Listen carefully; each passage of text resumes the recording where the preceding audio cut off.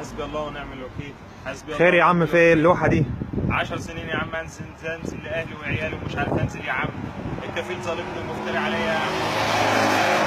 واستخدم وسطاته وما عارفه فين ووقف لي السيستم 10 سنين، ورحت السفاره وكل شويه اروح للسفاره رايح جاي ومواصلات والفلوس خلصت وما عدتش عارف اعمل حاجه. كلمت يا عم الاتحاد المصري ومحدش فيهم سأل عليا ولا عبرني.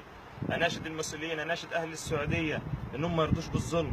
اناشد معالي وزير الخارجيه المصري سامح شكري انه يقف معايا، انه يساعدني. عايز انزل اشوف عيالي، مش عايز فلوس، مش عايز حاجه، مش عايز اكل. ما عدتش لاقي مصاريف ابعت لاهلي ولا اولادي، قاعد في البيت مش لاقي مكان حتى اقعد فيه ولا لاقي اي حاجه.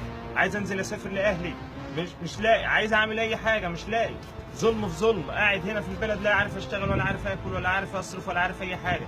اناشد المسؤولين انه يقفوا معايا، اناشد حمله اعفاء الجمرك هي الوحيده اللي وقفت معايا، اناشدهم بالوقوف معايا الين انزل مصر. اناشد كل المصريين بالخارج بالوقوف معايا.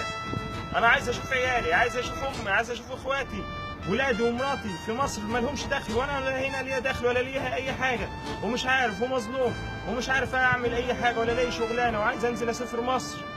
مش هعمل ايه؟ انتحر؟ انا مصري ومن حقوقي ان الناس تقف معايا والسفاره ومحدش فيهم عبرني ولا حد ولا المسؤولين سالوا فيا.